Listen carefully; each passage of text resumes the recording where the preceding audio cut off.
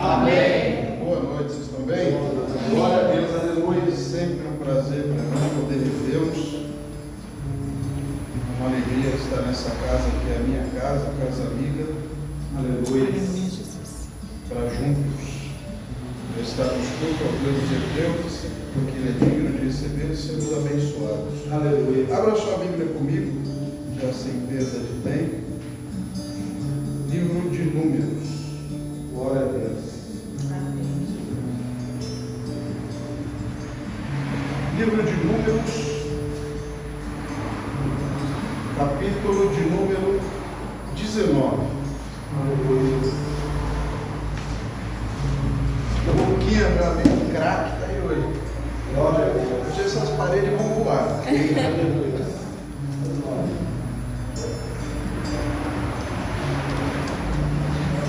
Números 19.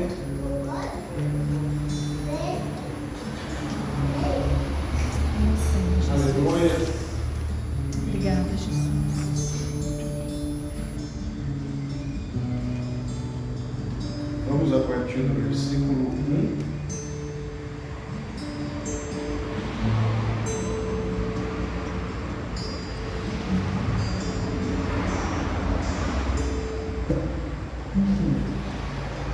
Glória a Deus, aleluia. Esse texto é fantástico.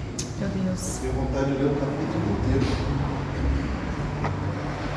Nós vamos do 1 até o 8.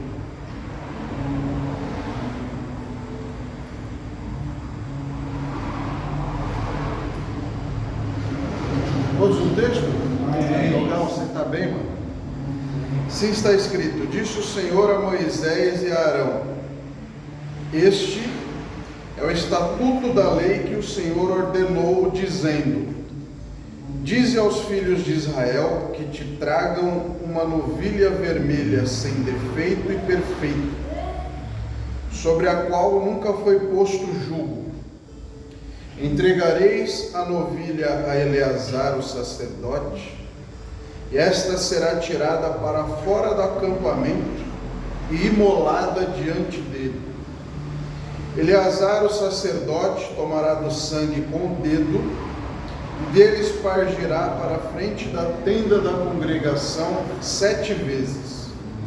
Queimar-se-á a novilha na presença dele. E serão queimados o couro, a carne, o sangue e os excrementos. O sacerdote, tomando em seguida pau de cedro, isopo e carmesim, os lançará no meio do fogo que queima a novilha. Então o sacerdote lavará suas vestes e banhará o seu corpo com água. Depois entrará no arraial, mas estará imundo até a tarde. Também o que queimou a novilha lavará suas vestes com água. E com água banhará o seu corpo, mas será imundo até a tarde. Só até aqui. Curva a sua cabeça e aproveite já para tomar o seu assento. Glória a Deus, aleluia. Oremos uma vez mais. Pai, nós queremos lhe render muitas adorações, muita gratidão é declarada a Ti, pois temos a liberdade de uma vez mais abrir as portas dessa congregação, invocar o Teu nome bendito e lhe prestar culto, pois Tu és digno de receber. Nós nos ajuntamos nessa casa, na nossa simplicidade. Te pedimos, Pai, que uma vez mais a Tua palavra tenha a primazia neste ambiente. Nós te rogamos por bondade, faz visita, Senhor, a nossa alma, nosso coração, nosso entendimento, nosso corpo. Ajuda a nossa mente a compreender a Tua direção. Fala-nos uma vez mais para que sejamos instruídos e fortalecidos por Ti. Que essa porção encontre a utilidade pela qual foi enviada. Exorta, consola, edifica. Acima de todas as coisas, ser coroado uma vez mais entre nós. Nós te pedimos por bondade. Meu Deus. Sê a nossa fortaleza e ajuda-nos. É o que no mérito do Cristo bendito, teu Filho, nós te pedimos crendo. O Senhor continua suficiente para fazer por nós, muito além daquilo que pedimos ou pensamos, pois todo o poder opera em ti. É nessa crença que eu quero lhe dizer muito obrigado e amém. Glória a Deus. Texto de Números 19, texto da Torá, é discutido, e é essa a pauta da minha fala nessa noite. Uma das discussões, uma das muitas discussões acerca dos ensinos, dos tópicos contidos nesse texto.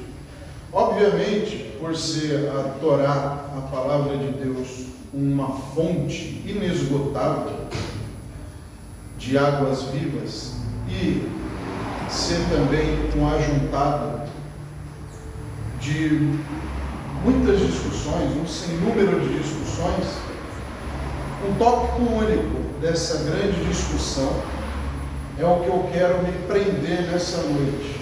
Segundo a tradição do povo hebreu, que é onde sempre eu busco subsídio, recurso para embasar a minha fala, eu quero tentar interpretar com vocês hoje aqui nessa noite uma discussão ocorrida entre dois grandes pensadores, dois grandes mestres da Bíblia Sagrada. Um deles se chama Moisés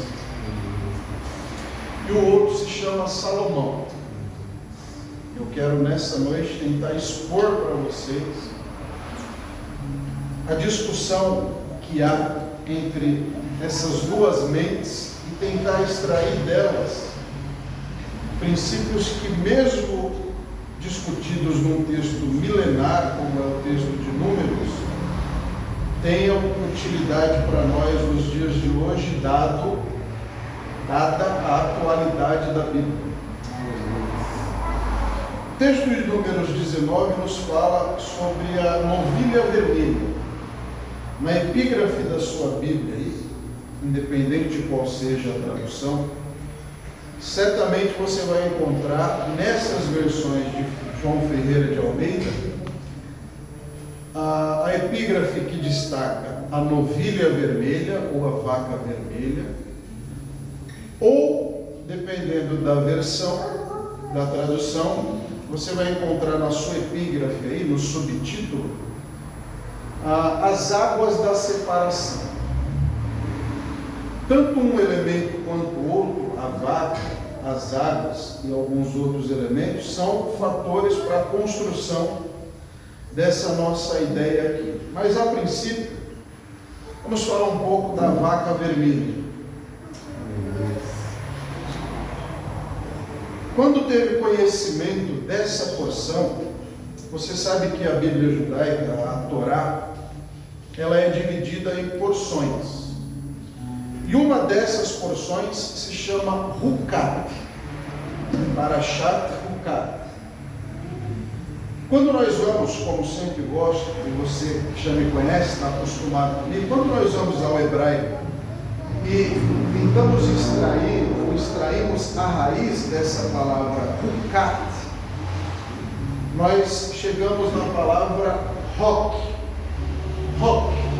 CH, que no hebraico tem o som de dois R's, na nossa fonética latina, O e K, Hok. O que é um Hok dentro da tradição judaica, dentro do hebraico? Um Hok é um dogma. E o que é também um dogma? Ou qual a explicação mais simples para um dogma dentro dessa cultura bíblica judaica? Um dogma é algo de difícil compreensão para a nossa mente lógica humana. Um dogma é algo que foge da nossa compreensão lógica e única e exclusivamente com uma investigação superficial nós não conseguimos encontrar sentido. É algo que desafia a nossa capacidade de raciocínio. Independente de que condição tem o homem, se muita ou se pouca inteligência, se mais aptidão para uma área, para uma matéria da vida do que outra, o dogma sempre vai ser um desafio para a compreensão lógica da vida e dos seus muitos fatores. Ok até aqui? Amém. Então, sintetizando, o que é um dogma? Algo de difícil compreensão, muito distante da lógica humana. Quando tomou partido dessa porção bíblica, desse texto que lemos agora, Salomão declarou algo fantástico. Na sua fala, ele disse mais ou menos assim: Zot HaHukat HaTorah. Que isso está dito na língua hebraica. Este é o dogma da Torá. A Torá, como todo o escrito bíblico, tem alguns dogmas, inúmeros dogmas. Mas veja, Michael, como Salomão se refere a este específico. Ele diz que na sua compreensão, na sua análise, na sua investigação, este é o dogma da Torá. Ele não é um dogma da Torá. Ele é o dogma da Torá. Ele não é um dogma da Torá. Ele é o dogma da Torá. Na leitura de Salomão, pastora Kátia, este não é um dogma da Torá. Este é o dogma da Torá. Aleluia. Olhando para a fala de Salomão, eu particularmente me pergunto, como é que pode o homem que recebeu de Deus, dos céus, sabedoria do alto, foi compreendido na sua época e é ainda venerado até hoje como homem dos enigmas,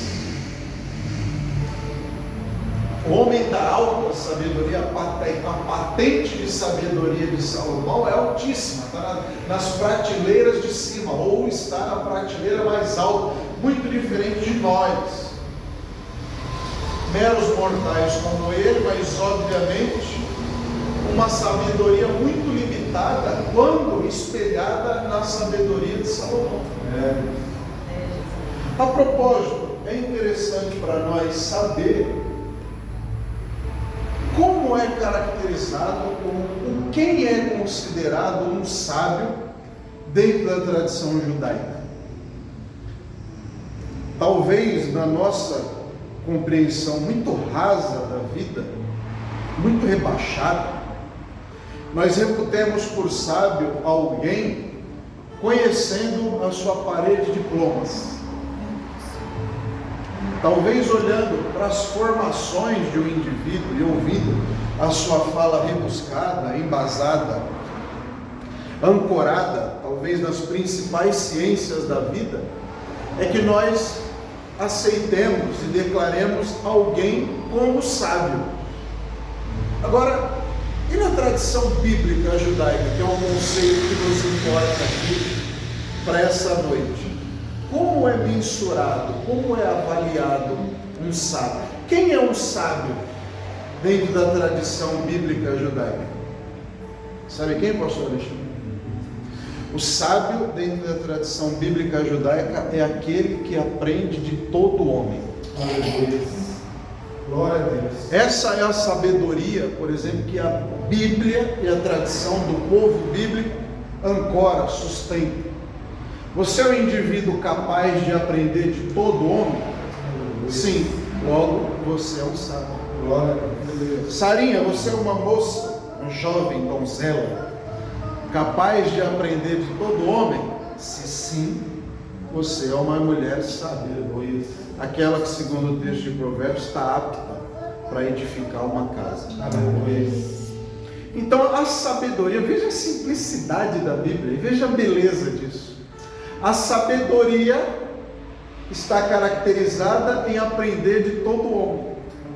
A propósito, todo indivíduo que é sábio em hipótese alguma, preste atenção nisso, todo indivíduo sábio, em hipótese alguma, vai desmerecer,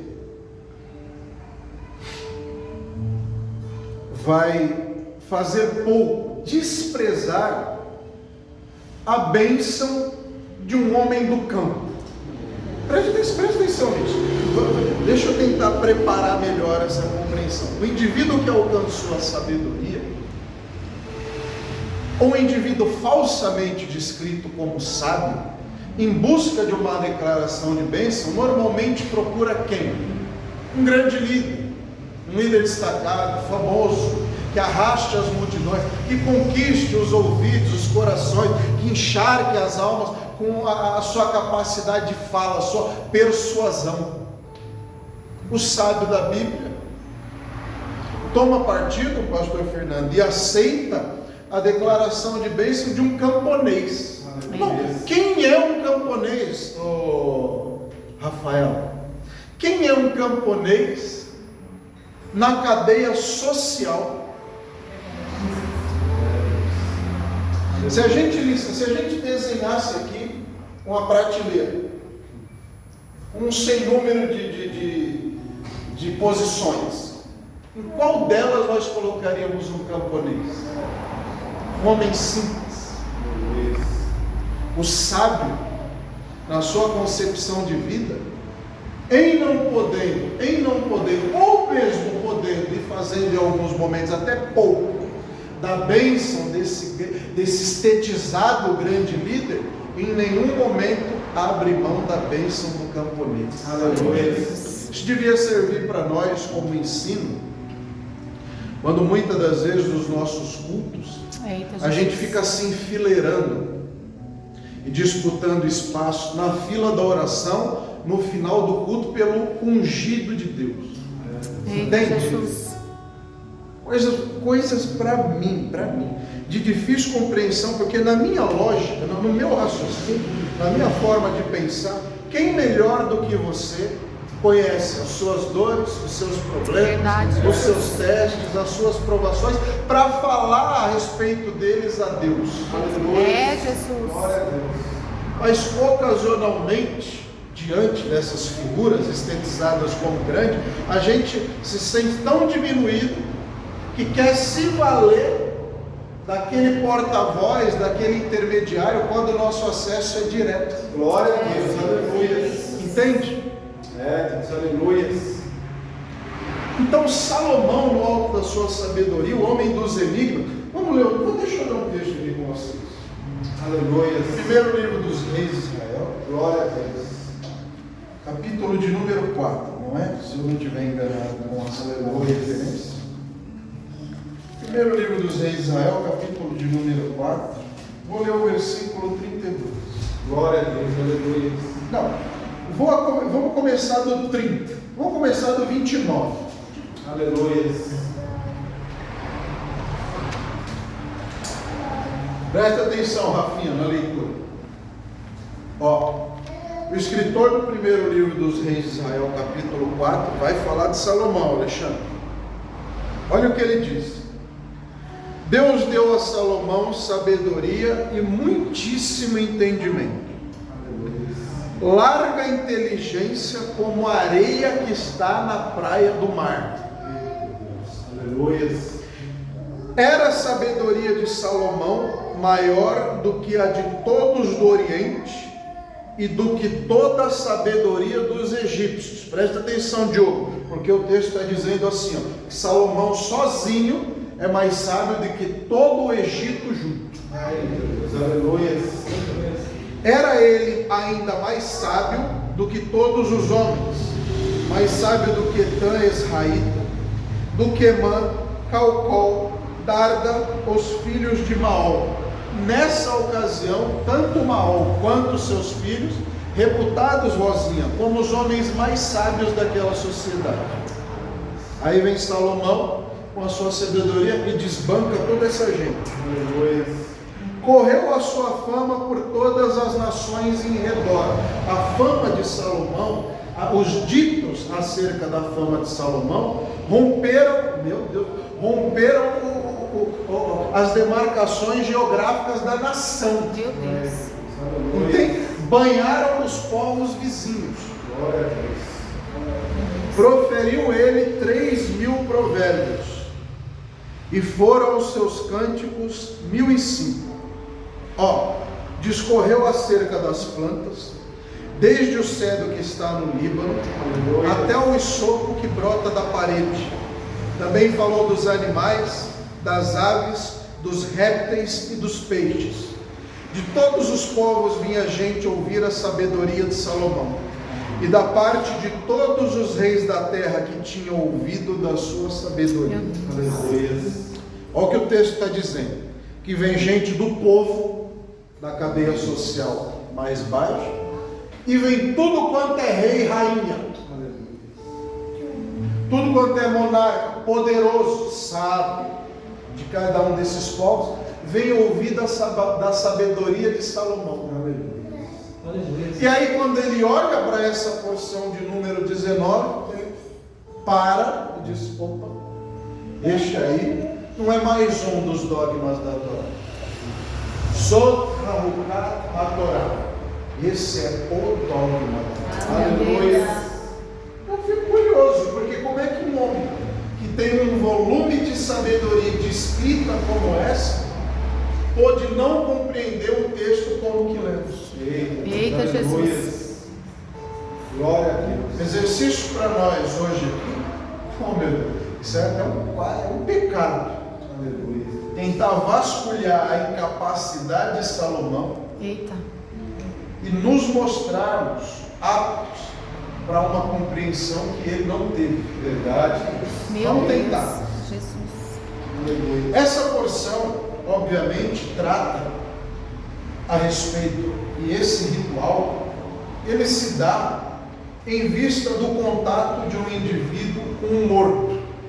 Todas as vezes que havia um contato de um indivíduo, qualquer que fosse, com um morto, este ritual precisava ser praticado. Então pense comigo, se fosse hoje, com as proibições da lei para aquela ocasião, para este ritual, quem aqui já teve contato com um morto? De uma forma ou de outra? Já teve num velório, um enterro? Você tateou o morto? Já viu gente que no velório se debruça sobre o morto e chora, e baba, cospe o morto todo, tadinho? É o desespero da dor da perda. Ocasiona reações das mais diversas nas pessoas. Esse indivíduo que teve contato com o morto, se não passasse por esse ritual de expiação, de purificação, jamais poderia ir ao templo. Porque o contato com o morto é uma proibição da Torá. Por quê? Porque na compreensão, na revelação de Deus a este povo, na escrita de Moisés, fica registrado que o contato com o morto ocasiona no indivíduo uma impureza. A implicação chamada de tumat met é a impureza a partir da morte, é a impureza a partir do contato com o morto. Por conta disso, por conta desse contato e dessa impureza ajuntada, agregada no indivíduo, ele estava impedido de frequentar o templo. E olha como isso me fascina. Eita Jesus. Porque diferente da nossa forma de entender, da nossa cultura, na nossa cultura latina, o templo é um lugar de culto. Por que a gente vem no templo? Para prestar culto. Por que o judeu, hebreu, israelita, israelense, como você quiser designar, denominar, vai ao templo? Vai ao templo para alcançar perdão. Templo na construção cultural bíblica judaica, pastora Valquíria, é lugar de perdão, não é lugar de culto. Culto para judeu, hebreu, israelita, israelense pode ser qualquer ambiente onde estejam ajuntados, pelo menos na tradição desse povo, 10 homens circuncidados. São 10 homens aliançados com Deus, circuncidados. Temos um quórum ali chamado de Miniam. Então, no Miniam pode se ajuntar, pode haver um ajuntamento para as orações, os cânticos, né? Os shurins, os cânticos, e também a leitura e abertura da Torá. 10 homens circuncidados. Mas isso para o culto. Agora, para o alcance do perdão, templo. Aleluia. Fica comigo. Ó, templo, na cultura judaica, lugar de perdão. Aleluia. Se o indivíduo está impuro, se o indivíduo está implicado na impureza ocasionada pelo contato com o morto e a morte, como então ele vai poder retornar ao templo, sendo impuro e tendo a proibição da lei? Entende a implicação de toda essa ação de contato com a morte? Entende toda a implicação que ocasiona o afastamento do templo? Talvez seja isso que tenha desafiado o raciocínio de Salomão. Como pode então o indivíduo que precisa de purificação, ele precisa sim, banhado para que a sua impureza seja desfeita, não poder ir ao lugar que propõe o perdão? Meu Deus. Aleluia. Outro sim. A purificação em vista dessa distância do templo é também um enigma. O contato com o morto e a impureza é um enigma. O afastamento do templo é um enigma. Alcançar a purificação em vista desse distanciamento é um enigma. E o elemento apresentado para o sacrifício também é um enigma. Qual? A vaca vermelha. Por que, pastora Renata? Porque naqueles dias a vaca vermelha era um elemento raríssimo no antigo Israel. Era difícil encontrar uma vaca vermelha. Logo, era difícil, obviamente, proporcionar o ritual de purificação para o impuro. Este ritual, como lemos, era realizado dentro do templo. Todos os sacrifícios, a não ser o sacrifício da novilha vermelha, eram realizados dentro do templo pelo sacerdote. Pensa comigo. Tem que trazer uma oferta para expiação, tem que realizar um sacrifício de qualquer natureza nos dias do antigo Israel, da escrita bíblica. Esse sacrifício tem que se dar dentro do templo e ser operado, ser manuseado pelo sacerdote. Se alguém se atrevesse naqueles dias a realizar qualquer oferta de sacrifício fora do templo, estava apenado para a morte. Se alguém fosse surpreendido, se alguém quisesse construir um altar no quintal de casa e oferecer lá sacrifício depois da lei de Moisés, no quintal de casa, fosse descoberto, pena de morte em praça pública. Logo, os sacrifícios estavam todos concentrados no templo. Este é o único e específico sacrifício, este da novilha vermelha, que poderia, nos dias do deserto, ser realizado fora do tabernáculo, no Mishkan,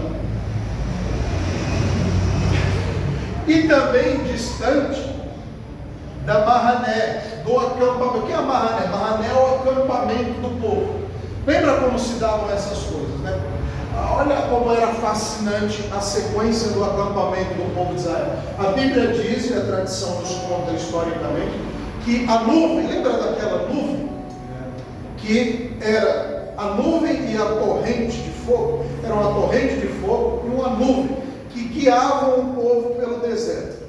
Da nuvem, olha isso, da nuvem saía uma voz e falava ao povo de Israel enquanto ele peregrinava. Este é o ponto do acampamento.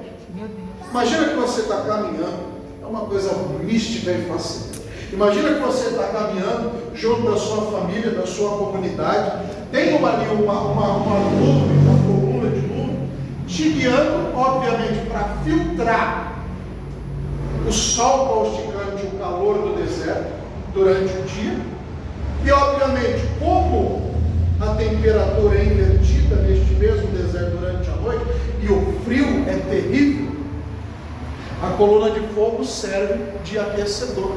Aleluia. O povo vai caminhando no deserto, e é fascinante, porque a caminhada se dá durante 40 anos, mas a roupa do corpo daquele povo vai tomando a forma do indivíduo durante a sua caminhada.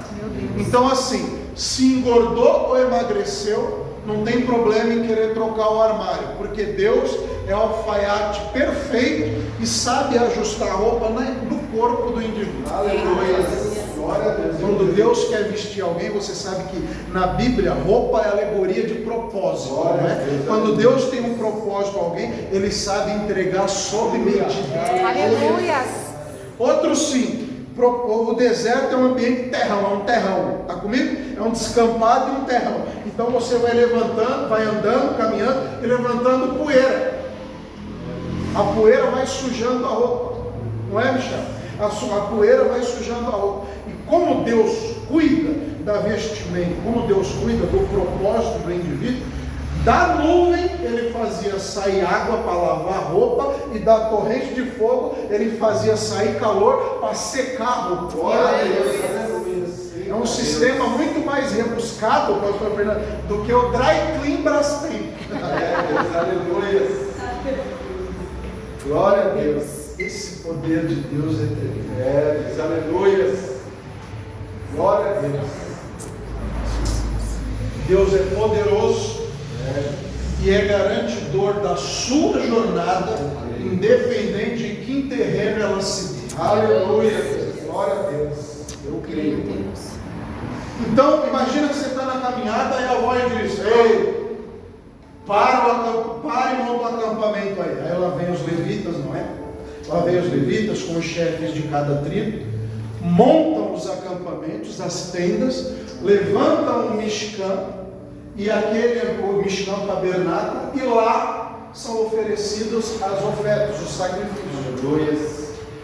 Ocasionava de alguém morrer no deserto, e nessa ocasião, ocasionava de alguém morrer no deserto, e neste momento era necessário encontrar a vaca vermelha, trazê-la, e fora do templo, do tabernáculo, na ocasião, distante da Mahané, do acampamento,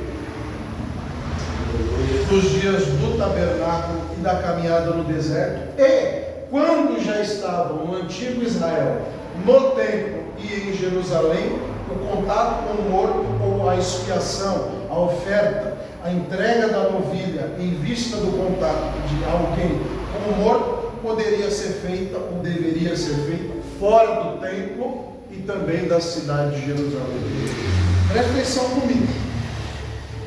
Nessa ocasião, era necessário, obviamente, a vaca, o altar, aquele que, como nos diz o texto, entregareis. Você sabe que o sacerdote, nessa ocasião, o sacerdote nessa ocasião aqui, era Levi, o irmão de Moisés, está comigo? E o seu ajudante se chamava Eleazar, é o vice-sacerdote, é aquele chamado em hebraico de Sgan. Sgan é o vice-sacerdote. Então, para esse ritual, eram necessários, obviamente, o indivíduo que teve contato com o morto, a vaca, o altar, o Sgan, o assistente do sacerdote, para operar aquela ação, e as águas, a vaca, o que teve contato com o morto, o ajudante, o altar e as águas. Está comigo até aqui? Amém. Aleluia. Já estou terminando a introdução. Glória. Engraçado é, pastora Renata, que este ritual que nós lemos, segundo conta-nos a história, ou o material extra-bíblico, todas as vezes que eu digo a tradição, é um material extra-bíblico que faz referência e interpreta o texto bíblico. Conta-nos a história e a tradição desse povo que este ritual era feito durante 7 dias. Imagina então que você está ajuntado ao vice-sacerdote, ao ofertante da vaca, e este ritual vai demorar 7 dias. 7 dias para a entrega e a queimada deste animal.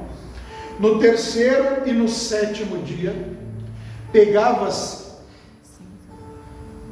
as águas que foram trazidas, e o sangue do animal, e aspergia-se sobre aquele que teve contato com o morto. Então esse é o ritual. 7 dias, a vaca está queimando no altar. A vaca está queimando no altar do sacrifício. E a água que é trazida para ser ajuntada às cinzas era aspergida sobre o impuro. Uma vez, pastor Fernando, que essa água, a água que foi tirada das cinzas da vaca, era aspergida sobre o impuro, ele se tornava puro. Aleluia. E poderia voltar ao convívio social e, obviamente, a frequentar o templo. Glória a Deus. Só que aquele que aspergiu a água tornava-se impuro. Deus. Aleluia. Meu Deus. Está comigo? Amém. O que recebeu a água, está no texto, nós lemos isso. O que recebeu a água foi feito puro. Mas o que aspergiu a água, o que jogou a água, é posto como impuro no lugar dele. Aleluia. Glória a Deus. Meu Deus. Eita Jesus. Aleluia. E aí este não é um enigma de Salomão, este é um enigma meu. Como é que a água que fez um tornar-se puro, faz com que outro torne-se impuro? É a mesma água, que serve para pureza em um e impureza em outro. Aleluia.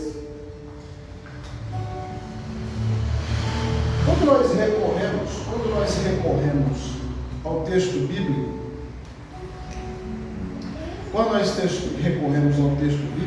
nós sabemos que um evento similar a esse já havia acontecido em Israel. O mesmo elemento saía, tornando um indivíduo puro e o outro impuro. Que ocorrência é essa? Você se lembra da serpente no deserto? Está lembrado da serpente no deserto? Aleluia. O texto bíblico vai dizer assim, que o indivíduo que tomou a picada da serpente foi envenenado e morreu. Aí Moisés vai reclamar diante de Deus o evento do envenenamento do povo. Lembra da resposta de Deus para ele? Falou: Moisés, pega essa serpente que picou, envenenou e matou. Faz o seguinte, pendura ela num mastro. Eita Jesus. Pendura ela num mastro. E quando ela estiver sobre o mastro, todo indivíduo que olhar para ela e foi só envenenado, não morreu, vai ser curado. Aleluia. Irmão, presta atenção. Se o nosso relacionamento com Deus se der só pela via da lógica, se o relacionamento de Moisés com Deus não se desse pelo caminho da obediência, fosse só pela via da lógica, qual sentido teria uma ação como essa? Aleluia. A serpente ocasionou dano, picou e envenenou. Moisés reclama, aí Deus fala: Moisés, eu sei o que você tem que fazer. Pega a serpente, coloca ela no mastro, coloca a serpente que picou e envenenou no mastro. Olha a serpente aqui, olha o mastro. Suspende Estende ela. E todo aquele que olhar para ela vai encontrar a cura. Glória a Deus. Aleluia. Jesus. Se a gente olhar com cuidado para o texto, o contexto e a compreensão, a gente vai chegar à mesma conclusão que inclusive a ciência chegou.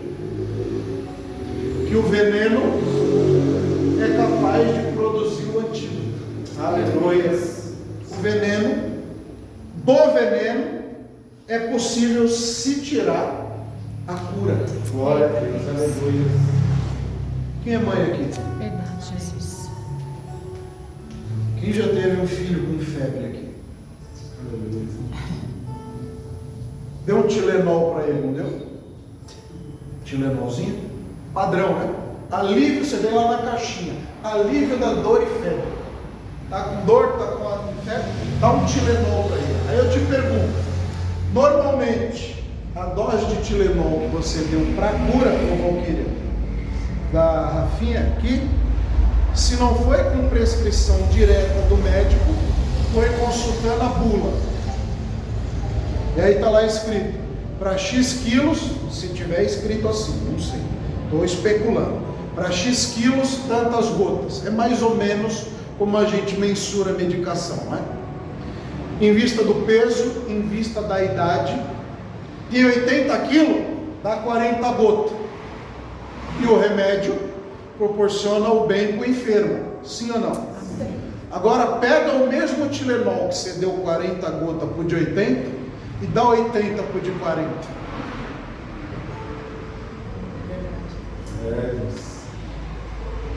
Aquilo que teve um efeito benéfico para um, se não for bem dosado, vai ter um efeito maléfico para outro. Entende? Entendeu, Rafinha? Meu Deus. O negócio está na dose do remédio. Aleluia. No bom manuseio, no bom uso. Glória a Deus. Para a gente alcançar a intenção que é a cura. Aleluia. O povo foi desafiado exatamente por esse contexto, por encontrar a cura, o bem naquele que proporcionou o mal. Aleluia. E esse é exatamente o ponto alto do texto e a discussão que eu entro agora para a gente já terminar. Meu Deus. A discussão se dá, como disse para vocês no início, entre a compreensão de Salomão e o entendimento de Moisés, porque a tradição vai dizer o seguinte: Salomão, quando olhou para o texto, olhou pela via da sua sabedoria, ou da capacidade que ele desenvolveu de interpretação das coisas, através da sabedoria que recebeu de Deus.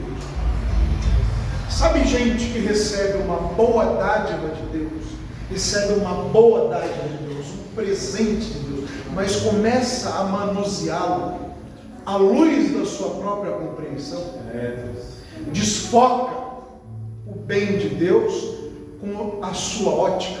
Meu Deus. Foi o que aconteceu com Salomão nessa ocasião, nessa passagem.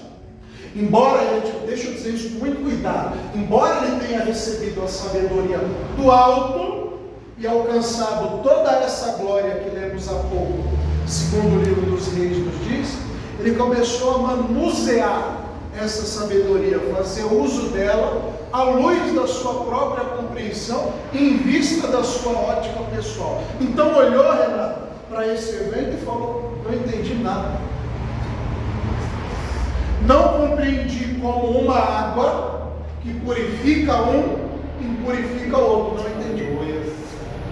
Não entendi como pode o mesmo elemento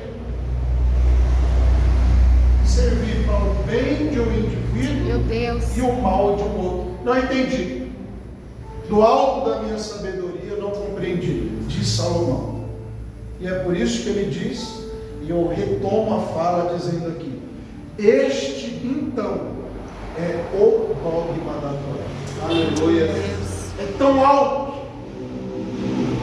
poderoso, tão vibrante, tão fascinante, tão desafiador, que nem no recôndito da minha sabedoria eu consegui compreender. Aí vem Deus, aí vem Deus. Como deu a escrita, como deu o estatuto, como deu o dogma, todo o seu contexto a Moisés, deu-lhe também a revelação. Aleluia. Presta atenção, presta atenção. A Salomão, Deus deu a sabedoria e obviamente ele passou a usá-la a partir do seu ponto de vista. Não entendeu nada. Aí vem Deus, Renato, não dá a sabedoria de Salomão a Moisés, mas dá a revelação do alto. Aleluia. Glória a Deus. A revelação do alto a Moisés desenvolve nele um aspecto que nessa ocasião Salomão não teve. Sabe qual é? Sensibilidade. Glória a Deus. Aleluia. Salomão olhou pela via da sabedoria, não entendeu nada. Moisés olhou para o mesmo ato, sensível a ele, e glória a Deus. Meu Aleluia. Deus. Entendi, Deus, o que o Senhor quer dizer. Aleluia. Alegoricamente, entendi, Deus, o que existe de revelação, entendi o conteúdo dessa porção, vou revelar ao povo. Glória a Deus. Aleluia. Recebeu a revelação de Deus e transmitiu-a ao povo como deve ser. Aleluia. O texto hoje nos propõe então o seguinte, ou a compreensão desse texto nos propõe hoje o seguinte: o que é mais importante para nós quando nós olhamos, quando nós nos defrontamos com a dor de alguém? Porque é interessante entender que o indivíduo sarinha que teve contato com o morto e está distante do tempo, padece a sensibilidade da perda. E se ele padece a dor da perda, e a compreensão da dor não pode ser dada para indivíduo nenhum, senão pelo caminho da sensibilidade. Aleluia. Ainda que você ou eu não tenhamos enfrentado a dor A, B, Z de fulano de tal, para termos proximidade com ele, é preciso sensibilidade. Glória a Deus. Aleluia. Pastor, mas eu nunca enfrentei essa situação, não sei como me importar. Então devemos aprender a ser sensíveis. Aleluia. Não só a voz de Deus, a sua palavra sagrada, santo, manual da vida, para aprender da sensibilidade aos céus, mas também do mínimo de bom interesse, boa intenção e humanidade para o compadecimento da dor do nosso ser humano. Meu Deus. Aleluia.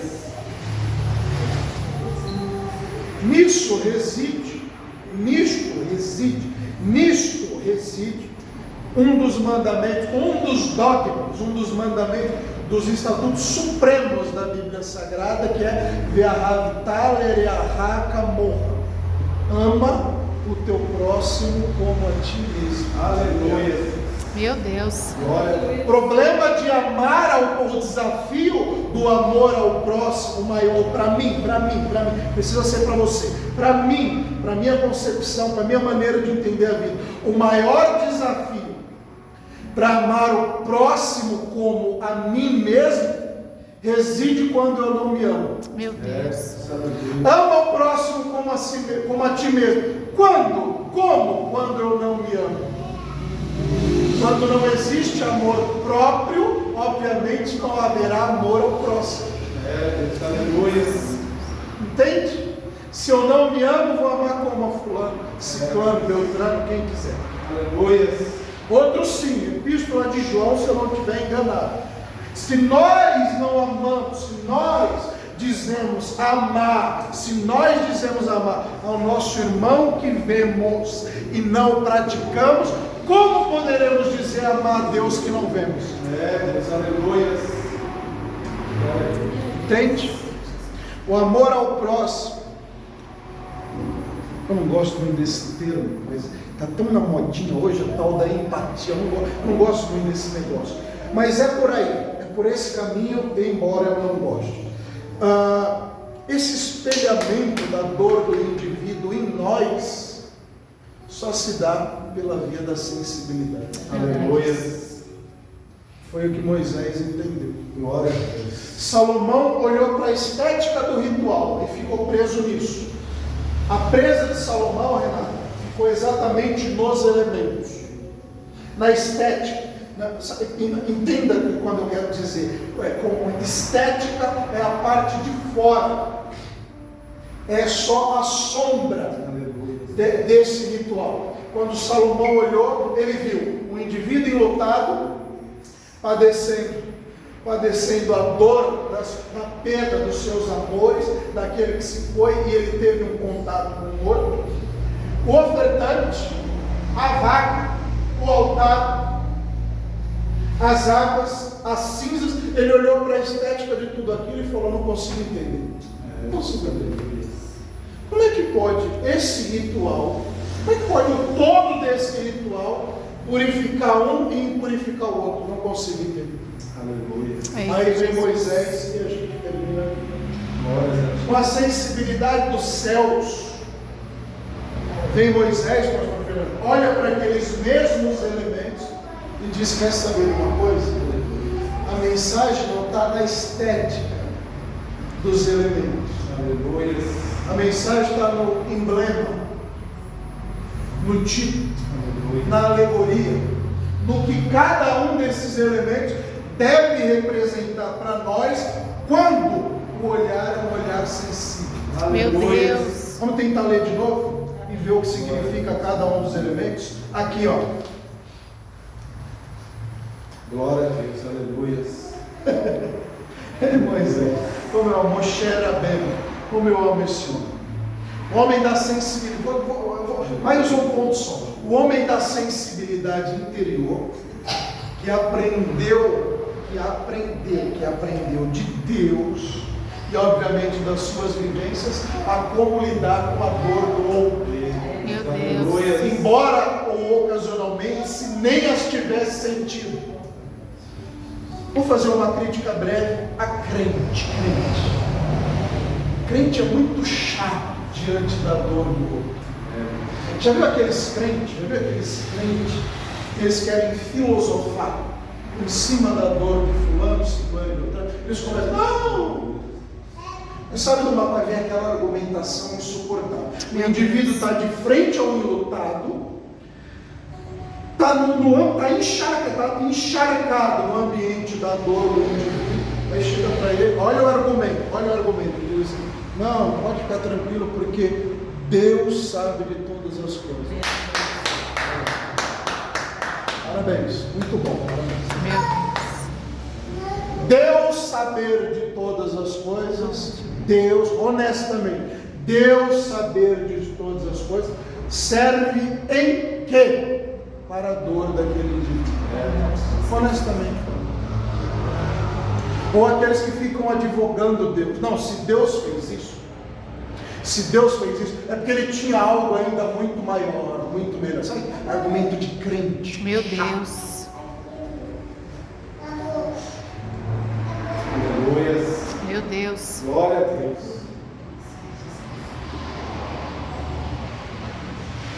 Ou são aqueles que são aqueles também, os mesmos chatos, são aqueles, pastora Valquíria, que trazem a dor do indivíduo para dentro da sua experiência. Outro problema crasso e clássico. Por quê? Quem foi que nos disse que a sua experiência de vida, a minha, a nossa, é útil em todo momento para qualquer indivíduo? Meu Deus. Quem tem DNA aqui? Impressão digital, tem? A tua é igual a minha é igual a tua? Percebe que já na criação, Deus está dando um ensinamento poderoso a nós. Nós não somos seres em série. Jesus. Não é clone. Eita, Jesus. Meu Deus do céu. Como é que eu lembrei agora? Aquela novela, O Clone, lembra? Era Alcebiades, não era Alcebiades? Não lembro como era o nome do cientista. Era Alcebiades? Não lembro. Eu não sou, odeio novela. Se você assistir, você vai pro inferno. Meu Deus, é forte. Bom, Eu assisti, mas não vou não. vai sim. Tô que nem a pastora doidona lá. Viu ela falando? Me escreveram dizendo que eu não quero ir pro inferno. Você vai sim. Misericórdia. São juízes. Eu gosto de pegar os juízes. Os meus sermões sempre pau mesmo, porque juiz merece pau. Meu Deus. Pau. Cacete. Nem sei se pode falar isso. Lapada. Juiz tolo. A Bíblia diz, né, que o tolo, texto bíblico, ele tem um único elemento de merecimento. Sabe como se chama? Vara. Está no texto bíblico. A vara é para as costas do tolo. Meu Deus. Tolo é vara. Por quê? Porque é tolo. O tolo é mais rebaixado do que o imbecil, do que o boçal, do que o ignorante. A propósito, ignorante, não cometa mais erros que você já cometeu. Nada tem a ver o grosseiro com o ignorante. Ignorante é aquele que não detém conhecimento. O grosseiro, normalmente, na sua concepção ou na minha, detém modos dos diferentes que nós gostaríamos que ele tivesse. Entende? Ai, que grosseiro. E você?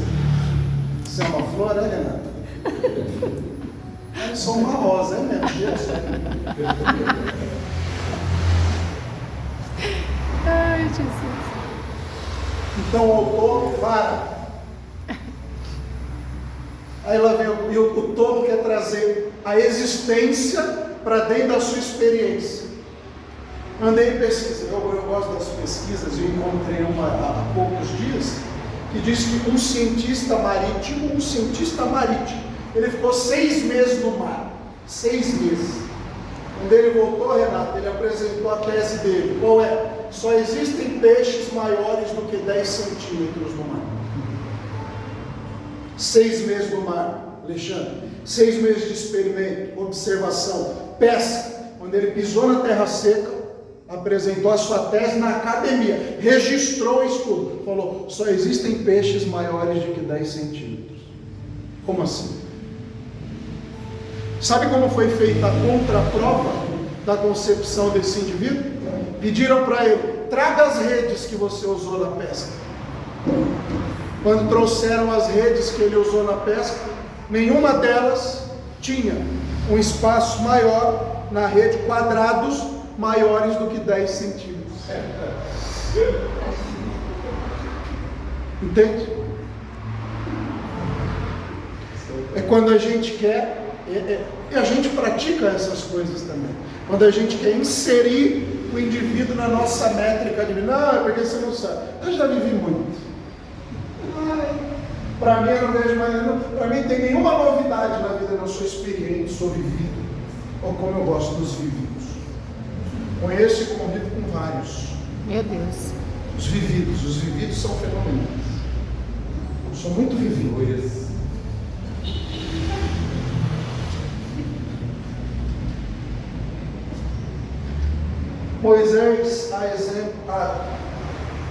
Moisés, como diz, em vista de Salomão, entendeu o ritual, totalmente às avessas. Recebeu a revelação e foi sensível a Alexandre. Aí Moisés constatou a seguinte conclusão, pastor Renato, que quando nós estamos num ambiente de dor, o único elemento, ou o elemento mais indicado de maior sucesso, é o consolo. Presta atenção. No ambiente de dor, o remédio mais indicado, pastor Fernando, é o consolo. O que é o consolo? Vem da tradição bíblica judaica. Já ouviu alguém falar sobre isso? Honestamente. A gente fala, consolar os que choram, diz Deus ao seu povo. Tudo bem, mas o que é o consolo? Vou falar no radical, na raiz. consolo, no radical, na raiz. Não é o conceito único, mas é o primário, o primeiro. Consolo de outro é trazer boas memórias. É restaurar boas recordações. Então é o seguinte: você quer consolar o enlutado que perdeu o pai, a mãe, a esposa, o filho? Quando houver a possibilidade, assente-se com ele e lembre das melhores qualidades daquele que se foi. Glória a Deus, aleluia. O que é consolar? Olha como a Bíblia é maravilhosa. O que é consolar? Consolar é trazer de volta, é fazer reviver, é me apegar, me escorar, me ancorar, usar de arrimo as boas recordações. Aleluia. Aí é por isso que alguém diz, sabe uma coisa? Deixe para trás as coisas que passaram e siga para o alvo da soberana vocação.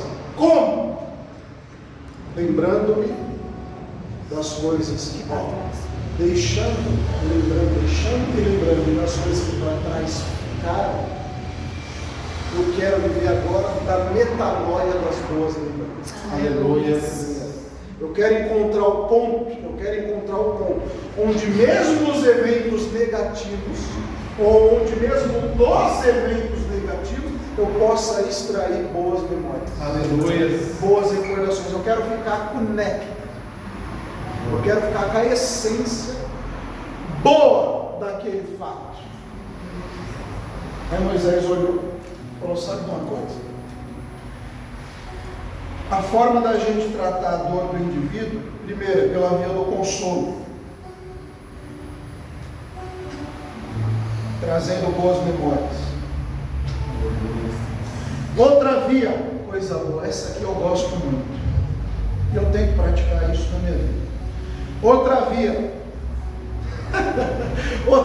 para a gente tratar as dores, Sarinha, os sentimentos de perda, é acessar o sagrado. Acessar o sagrado. Novamente eu pergunto e respondo: o que é o sagrado dentro da cultura bíblica judaica?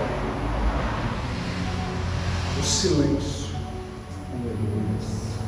Percebe que esteticamente e essencialmente, todo ambiente sagrado é um ambiente silencioso. Aleluia. Lembra que Moisés está enfrentando um dos seus maiores desafios. Está no ambiente, para ele, Moisés, de dor. E ele está reclamando de Deus a respeito das coisas. Aí Deus vem e diz: ei, Moisés, está no ambiente de dor, estou sim.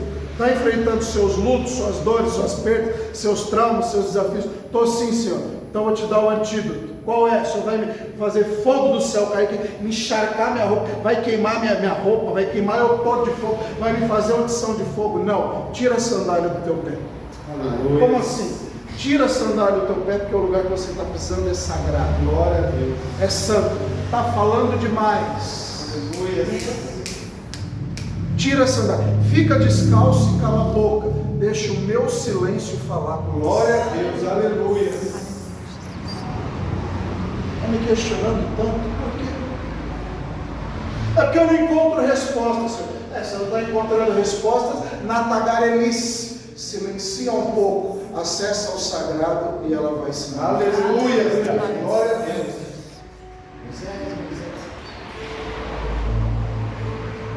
Tira essa sandália. A propósito, hein?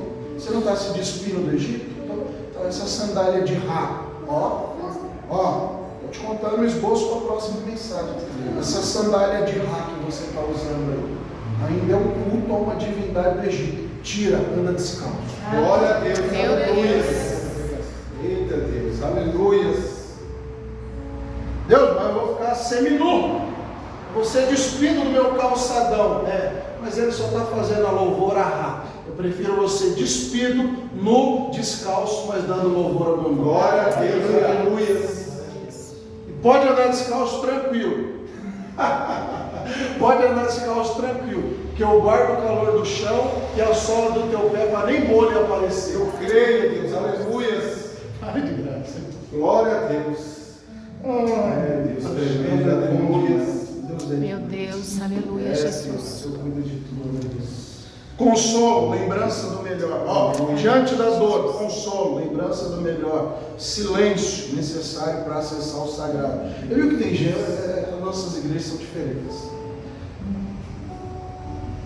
Os nossos traços de fé, eles são um pouco diferentes.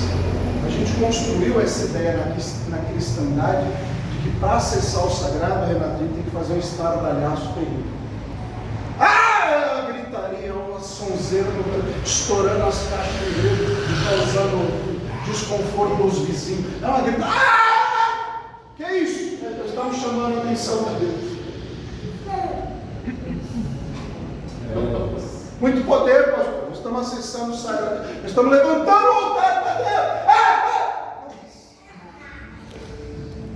Meu Deus. Calma, relaxa. Glória a Deus. Segura a emoção. Emoção é bom, pastor. Lógico que tem de ter. Tosse. Equilíbrio. Aleluias. Beleza. Sabe beleza? Ó, mais um tópico. Nem estava no esboço, mas vem aqui agora. Beleza na tradição judaica. Equilíbrio. Beleza está no equilíbrio. Em todo o aspecto. Quem usa batom aqui? Você não usa? Quem usa brilho aqui? Quem usa batom aqui? Ó, Diogo, levantando. Aqui minha cinta, que eu estou de cinta. Quem passa batom no lábio aqui? Eu uso batom, mas não esse. MAC, Natura, Avon. Quem usa batom do Avon aqui? Deixa pra lá.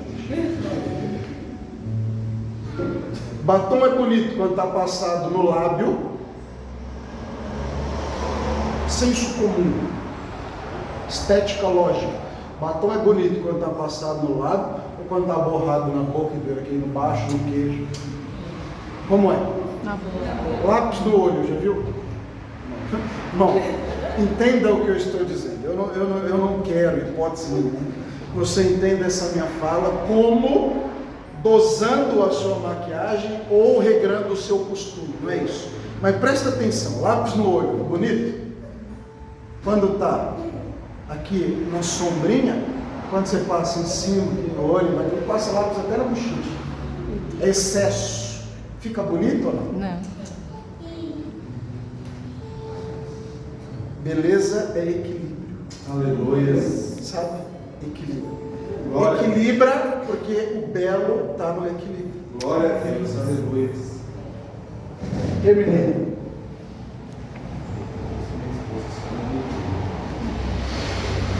Equilíbrio, consolo, o acesso ao sagrado, equilíbrio. E ainda que, como Salomão, nos momentos de dores, presta atenção, essa mensagem é uma mensagem séria e honesta. Se nos seus momentos de dores, eu nos meus, nós nos nossos, nós não encontrarmos uma resposta para ela, o que a gente precisa não é da resposta. O que a gente precisa, Kátia, é de uma reação. Meu Aleluia. Deus. Nem tudo na vida, Renata, vai nos ser revelado, nos apresentado, descortinado dos nossos olhos, trazido para a nossa compreensão. Mas a dor que toma a nossa compreensão precisa de reação. Meu Deus. Dessa forma, Jesus. Foi o que Moisés entendeu, ensinou o povo. Nesse texto, nós olhamos pelo olho de Salomão. Vamos olhar pelo olho de Moisés. Aleluia.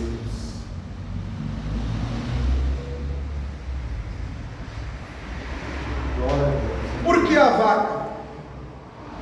Por que a vaca?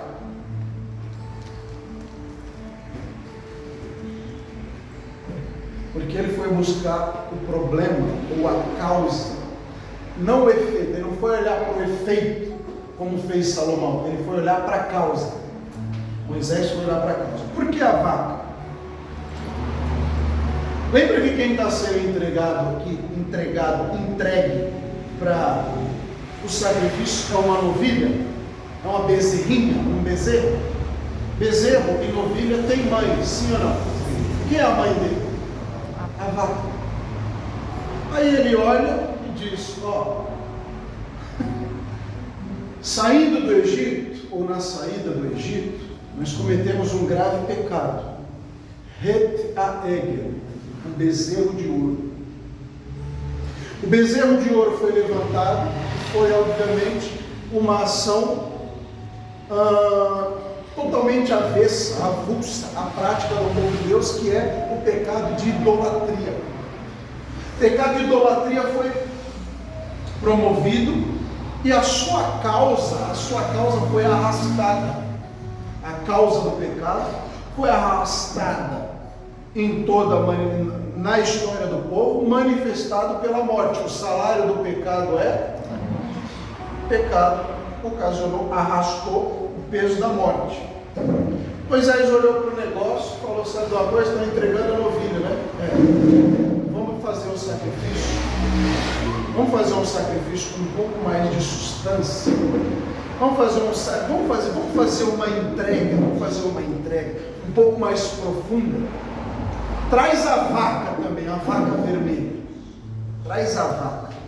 E aí a gente espia, ou procura espiar, o rastro do pecado ao longo da história. O rastro do pecado ao longo da história. E põe por culpado, ou apresenta diante do altar, a causa e o efeito da culpa. Olha o exemplo que eu procurei para tentar explicar isso para você. Quem tem filho aqui? Filho na escola, quem tem aqui? Filho levado na escola, é um santo na tua casa, mas é um filho levado na escola. Quem tem aqui? Quando ele comete uma ação indevida na escola, a escola chama ele para tratativa ou chama a mãe? Hã? Chama quem?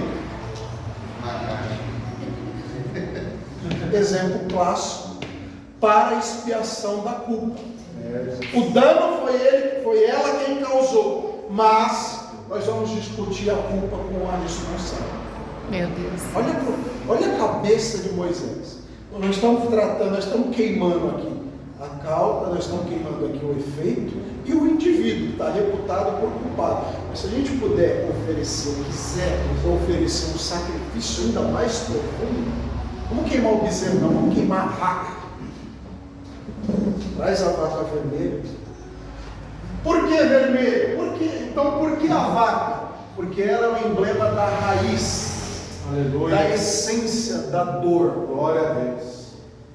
Por que vermelha? Obviamente, porque o vermelho é o tipo do sangue. Aleluia. E é por meio do sangue que se alcança a remissão, a expiação. Então, a alegoria da vaca vermelha, o emblema, o tipo da vaca vermelha ela é a essência, ela é a causa do dano. E dela, lembra da serpente? Lembra da serpente que picava, causava o dano e promovia depois a cura e a expiação? A vaca é a mesma coisa. Ela é a fonte, ela carrega a essência. Então vamos tomar dela o sangue para a expiação da cura. Glória a Deus, aleluia. Por que no altar? Você sabe muito bem. Por que no altar? Por que levantar um altar para se fazer aquele sacrifício, aquela oferta? Porque o altar é uma alegoria também, é um emblema. O altar é um tipo de convite. Meu Deus. O altar é o ambiente do convite. A quem? Ao Deus da sua alma e da vida. Aleluia. Nós levantamos altares para convidar Deus a se manifestar. Glória a Deus, aleluia. Porque as cinzas são um elemento essencial para o ritual, pastor Fernando. Porque as cinzas são a representação do final da vida. É o estágio final da existência. Alguém já veio aqui, teve contato, obviamente, ouviu falar, pesquisou, já viu o que sobra do indivíduo cremado, o que sobra do sacrifício, porque no sacrifício, o sacrifício, obviamente, dessa vaca, devia ser feito, ou isso devia ser feito, e só seria concluído quando ela fosse transformada em cinzas. A cinza, Renato, é a alegoria do estágio final da vida. É quando a gente está esgotado, Meu Deus.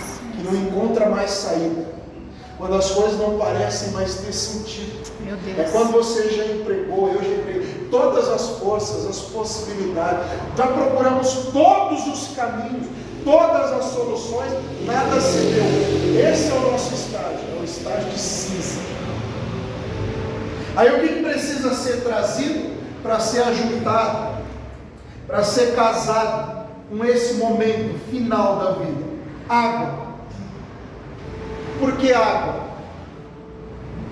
Detalhe, o texto diz aqui, e assim está escrito no texto original, que essa água deve ser, pastor Fernando, uma Mai Haim.